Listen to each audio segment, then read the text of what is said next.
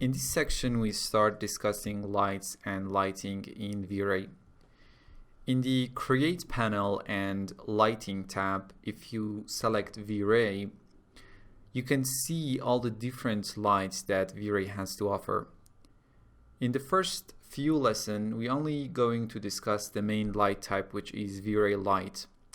If I click on the Vray light, you can see that it includes different area lights like plane, disc, sphere, mesh, and dome. In this lesson, we are going to talk about plane, disc, and sphere types. Plane light is your normal square or rectangular area light. This is the light that you're probably going to use it 80% of times. Now, before creating our first light, let me quickly walk you through the scene. First of all, I have this clock and this very simple plane object that's going to work as our floor, and obviously a 3ds Max physical camera. Also, if I open up my render setting and go to the GI or Global Illumination tab, you can see it is enabled. Now, you don't need to know what GI is right now and what these parameters are doing here. You only need to know that GI makes our lights work more realistically, and having it enabled makes our light rays to bounce around basically. So let's create our first light. You can go to your commands panel and create it from there, or simply use Vray toolbar. In the toolbar, click on the Vray plane light and start clicking and dragging the light, in this case in the left view. In the top view, I'm going to move the light a bit to the left side. Also, let's change our left view to perspective view. One of the things you can do to make the positioning of your light easier is to enable the targeted option in your Vray light. If you go to the modify panel, and if it's not enabled, you can enable it. Now select the target and try to position it as close to your main subject as you can. Now select the light and position it as you wish. The exact position that I want for my light is -81, -100, and 36 on X, Y, and Z respectively. Let me go to my render settings and change the target to active shade mode and make sure that Vray RT is our render. Now I want you to go to Vray RT tab and enable undersampling. When undersampling is enabled, Vray RT starts the rendering at a lower resolution in order to speed up the initial preview, and now you can click on the render button. Okay, this is our initial render. To speed up the process, we can override all the materials in the scene. Let me stop my active shade. In the render setting window, enable override material, click on this none button and select Vray MTL and click OK. Now all the materials in the scene are going to be rendered with this simple gray material. Let's copy this material, change the target to production rendering mode. In the Vray tab down to the global switches rollout, enable the override material here and paste instance the same gray material. Now let's get back to the active shade mode and click on render. Select your light and go to the modify panel and see what we have here. First, you can turn your light on and off, and you can see the result in real time in the Vray RT. Then we have type drop down, and as you can see, we have plane, dome, sphere, mesh, and disc type. We'll be talking about all of these area light types and shapes in this section, but for now let's focus on the parameters of the plane light. First, we have targeted, which creates a separate target for the light and allows you to point and direct the light source a bit easier. A few moments ago, we actually used this function to position our light around our subject. Then we have half length and half width, which control the size of our light. So let's set these to 40 and 40, and as you can see, suddenly the scene is a lot brighter and the shadows are a lot diffuser.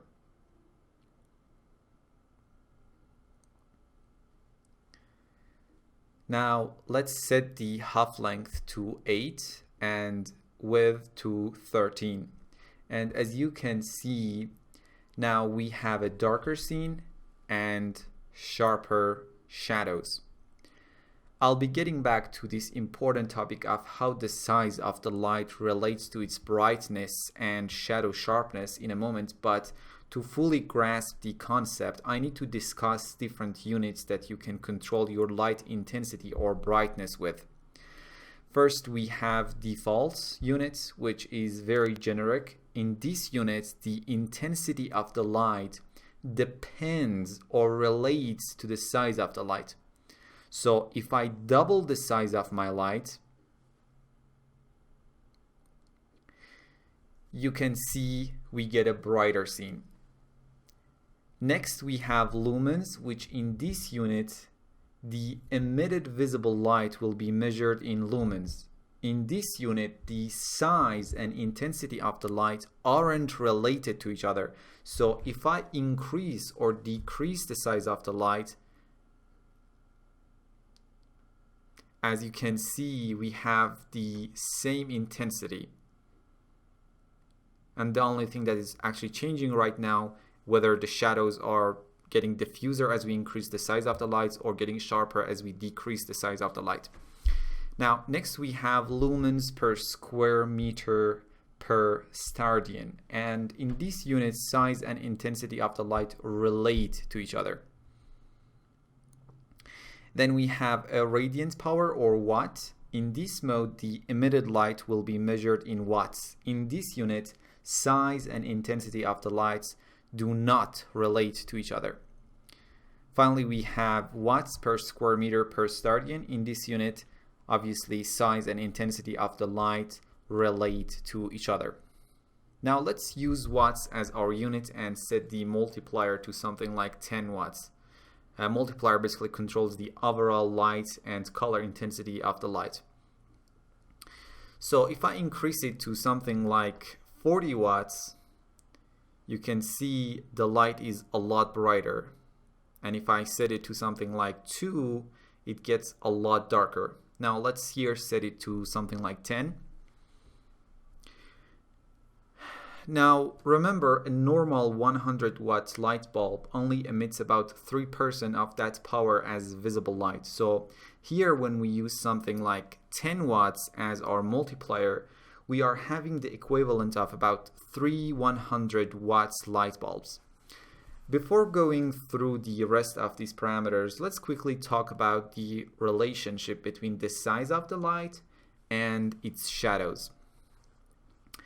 As the light gets larger, its shadow becomes diffuser, and as it gets smaller, the shadow is getting sharper. Now let's see it in our Vray RT. Let me first use a small size like 4 and 7. And as you can see, the shadow is very sharp. Now, let me increase the size to something like 24 and 39. And as you can see, the shadow is a lot less defined and basically it's diffuser. Now, remember, even though we have increased the size of our light, the scene didn't get brighter. That's because when the unit is set to watt, the size and intensity of the light do not relate to each other. Let me change the size of the light to 8 and 13. Then you have two modes to control the color of your lights. In the color mode, you simply select the color from here, and you can see the changes in the Vray RT as I'm kind of changing and using different colors. And in the temperature mode, the color of the light can be determined by using a Kelvin value.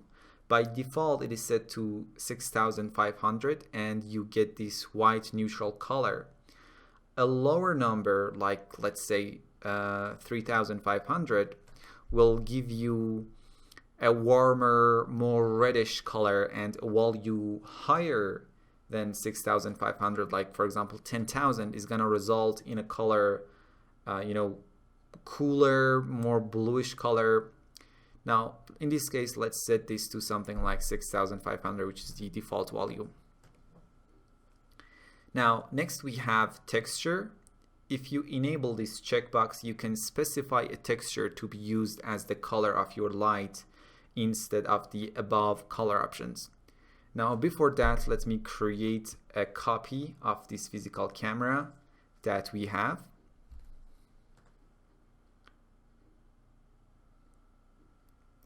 Press C and make this second camera your active camera.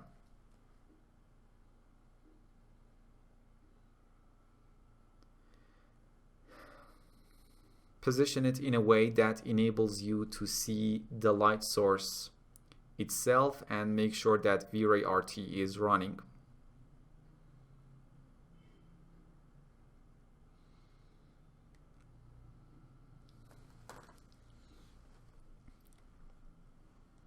Now select the light again. Click on this None button to define a texture. You can select any map or texture, but there is a specific map in Vray that can help you resemble real-world softboxes, and no surprise, it's called Vray Softbox. So select Vray Softbox, press M to open up Material Editor, and let's drag this map to our active view.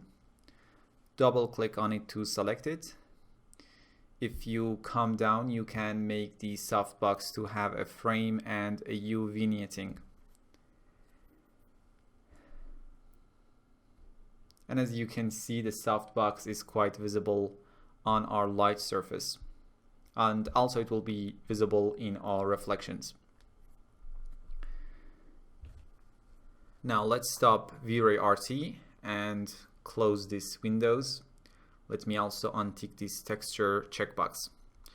Next we have this resolution option, which controls the texture resampling for the specified texture down here when MIS or multiple important sampling is enabled in our advanced option rollout.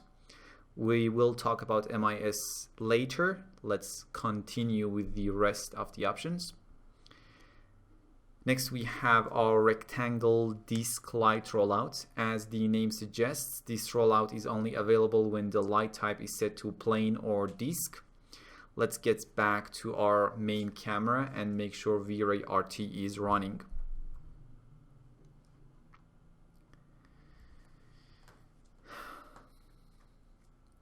Using the directional option, you can make your light to be more focused and directional. As I increase the directional value towards 1, the light becomes more directional, and at 1 we have a fully directional light. Now we can use some fun textures to control our light. So for example, I can get back up to my general rollout, make sure I have a square light, maybe 13 and 13 or something like that. Enable the texture checkbox, click on the texture button, and from the general section select bitmap and select this window.jpg texture. Okay, and now if I use a multiplier like 5 or 6, you can see we have a pretty dramatic effect. Obviously, this is just a proof of concept and you can use more complex lighting and get better results. Now let me uncheck the texture checkbox again and change the half length to 8 and half width to 13 and set the multiplier back to 10. Then we have this preview dropdown, which helps to preview the effect of the directional parameter in the viewport. By default, it is set to never, so we cannot see any preview of the effect in the viewport. But if you change it to always, you can see a 90-degree light cone in the viewport. And as I decrease the directional value, the light cone becomes wider and basically less directional. When it is set to always, you can always see the preview whether the light is selected or not. You can change it to selected, and this way the preview is only visible when the light is selected. Okay, let's zero out the directional value and change the preview mode to never. Great, next we have the option rollouts. First, we have the exclude include window, which allows you to exclude or include specific objects in the illumination and shadow casting of the light. For example, I can double click on the floor object and exclude it from this light, and you can see the result in Vray RT. Let me double click on the floor again and remove it from the list. Then we have cast shadows, which controls whether the light casts shadows or not.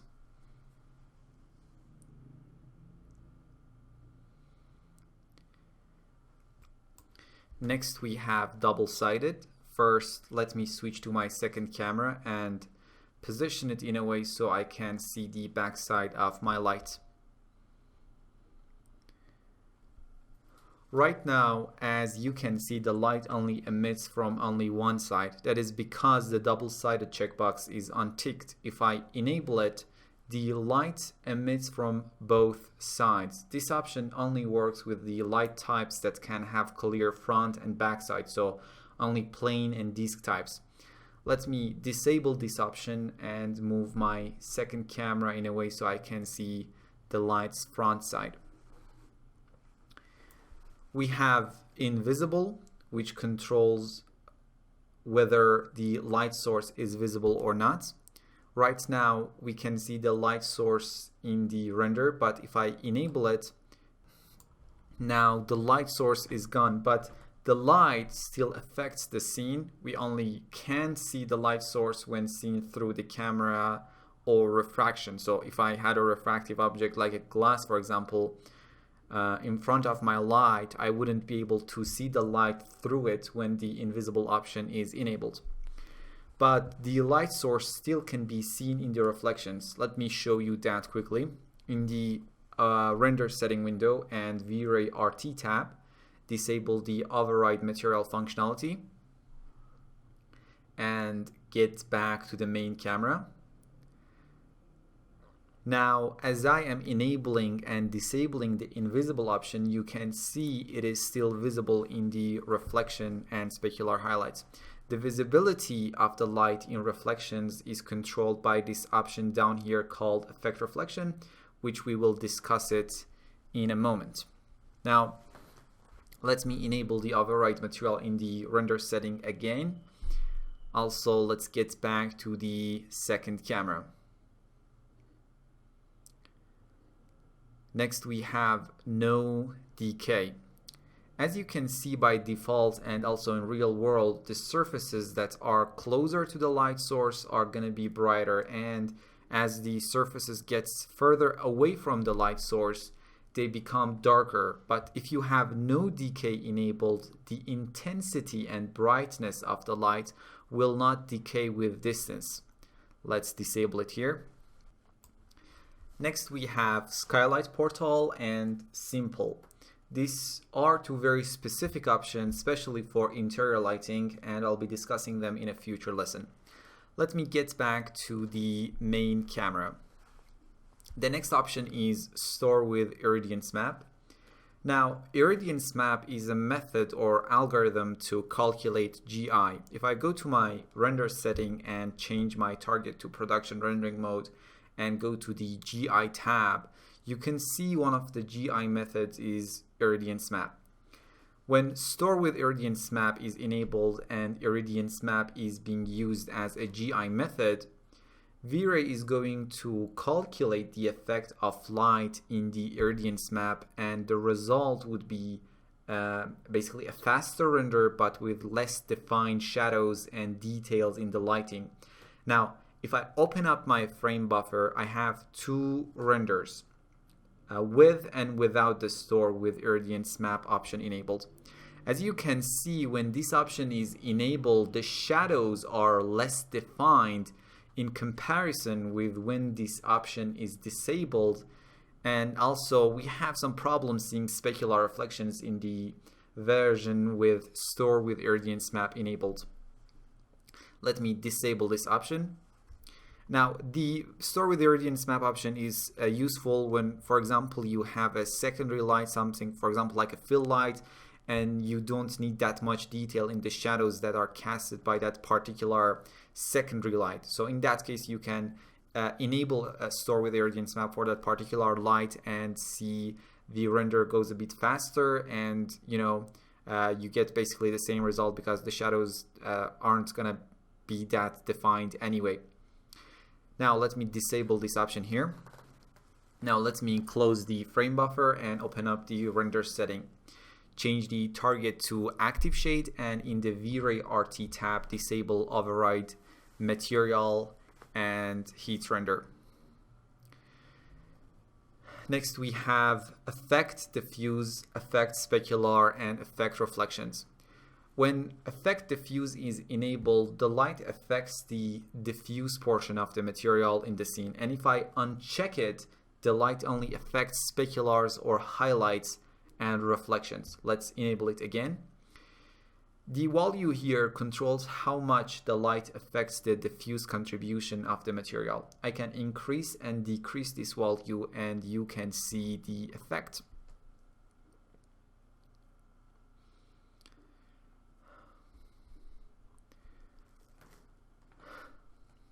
We have effect specular, which determines whether the light affects the specular contribution of the materials or not. And effect reflection, as we talked about it beforehand, controls whether the light is visible in the reflections or not. Next we have the sampling rollout. The first parameter is subdiv or subdivisions, which is grayed out by default. This parameter controls the quality of the light, how many sample basically Vray uses to calculate the effect of the light. In order to be able to basically tweak this parameter, you need to go to your render settings and change the target to production rendering mode. Go to the Vray tab, down to the global DMC rollout, and enable use local subdivs. Now, to see the effect of this subdiv parameter a bit better, let me go to my image sampler rollout and make sure the UI is set to expert mode so we can see all the parameters and options. Turn off divide shading subdivs and set the minimum shading rate to 1. Also in the bucket image sampler rollout and global DMC rollout, I'm going to change my noise threshold to 0.03. I'm altering these parameters simply to be able to present the subdiv parameters of the light a bit better. Okay. Now we're going to be discussing these parameters and these tabs and all these settings in their specific lessons, so no worry about that right now. As I mentioned, I'm just trying to be able to present these subdiv parameters of the light a bit better. Great. Now let me show you 3 renders with subdiv parameter of the light set to 1, 8, and 64. This is the first render with subdiv set to 1. This one is set to 8. And the third one is set to 64.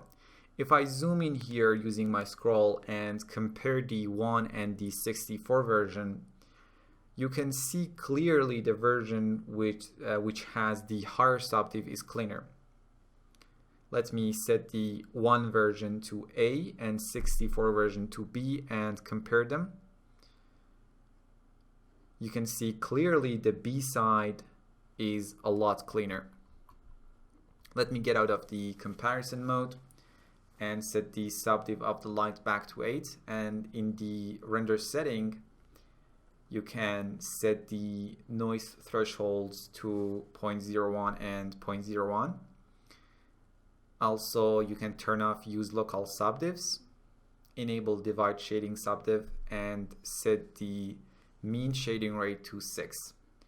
Change the target again to active shade, and in the Vray RT tab, enable Vray override material. And now you can basically start the render again. The next parameter is shadow bias. This parameter basically moves the shadow closer or farther away from the object. So if I increase this value, for example, to something like 2, you can clearly see the shadow is moving. And let me set this back to 0.02, which is the default value. Then we have cutoff, which is the threshold below which the effect of the light won't be taken into consideration. For example, if I set this value to something like 0.4, if at any point the effect of the light is less than 0.4, Vray wouldn't calculate that light anymore. And as you increase this value more and more, the cutoff point is getting closer and closer to the light source. Let me set this value back to 0.001. Okay, let me close all of these windows here. Next we have some very basic viewport options. Enable viewport shading lets you see the effect of the light in the viewport if you are in a mode like high quality. Now if you want to change the wire color of the light in the viewport, you can use viewport wire color option.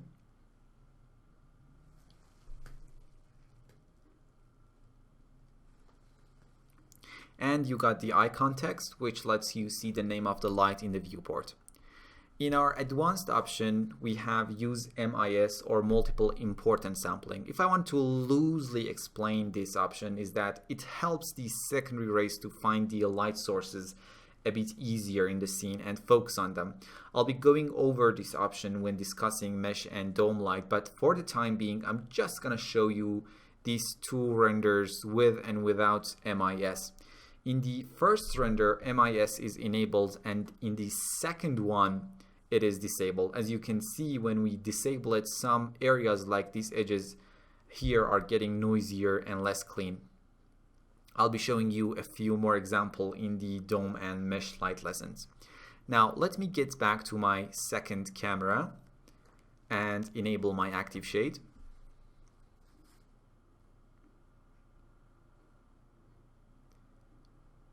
Now, if I go to the general tab of my Vray light, in the type drop down, we have two other light types that I want to discuss in this lesson very quickly. First is disk light, and as I change the plane light to disk, you can see now the area light has a different shape.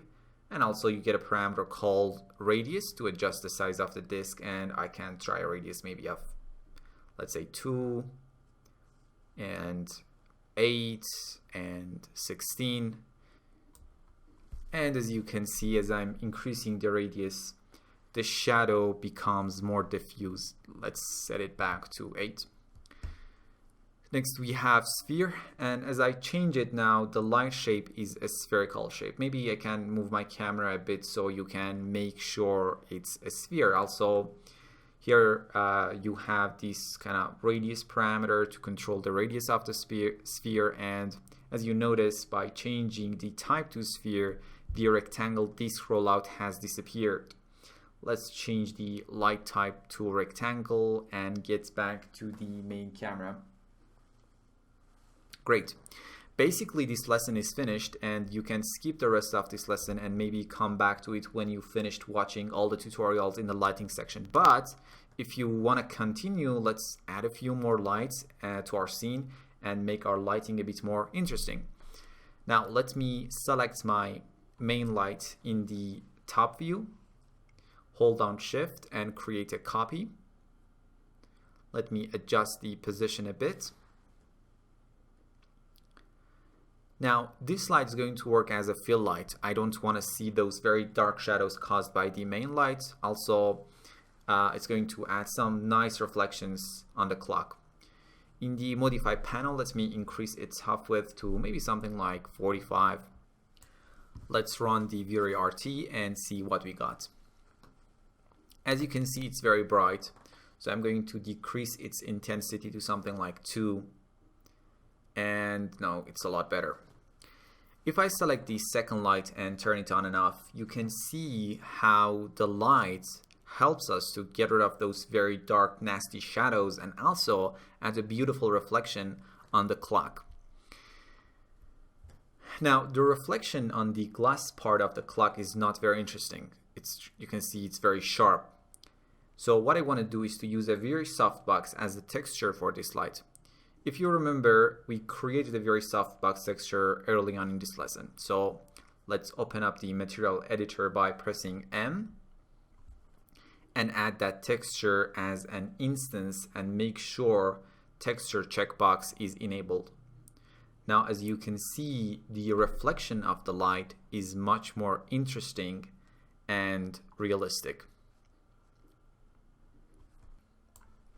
Now, to make the lighting a bit more interesting, I would like to add a dome light. Now, obviously, we still haven't talked about that type of light, and you can skip this part and get back to it after we discuss dome light. But generally speaking, it's like a virtual sky. So let's just create a Vray dome light from the toolbar. Click on the Vray dome light icon and click wherever you want in the scene. Go to the modify panel and click on the texture button. This time we are going to use a Vray HDRI map. Let's load this HDRI. Now open up the material editor and drag the Vray HDRI to the active view. I just want to desaturate this map a bit, so let me right click in an empty space and add a color correction map from general category. Now hook it up with the Vray HDRI, select the color correction map and desaturate the input map by about 25. Now we can use this map as the texture of the dome light. So let's do that. As I don't want this light to affect my scene that much, I'm going to select the Vray HDRI map and set its override multiplier to something like 0.3. Great. Let's see the result in our active shade. Now let me turn this light on and off to see how it affects the overall lighting. Maybe it's a bit too bright, but I know I'm going to color correct it quickly, and this dome light is gonna add a lot to the final image. If I go to my second camera, here you can see the effect of this dome light quite a lot better. Great. Now let's get back to our first camera and stop the active shade. In the render setting window, change the target to production rendering mode, and in the render element tab, I'm going to add a render element called Vray denoiser. This element helps us to get rid of any high frequency noise in our render, which is great in this case. Click on the add button and select Vray denoiser, and in the comment tab, change the resolution to something like 1200 and press render. Great. I'll be back when the render is finished.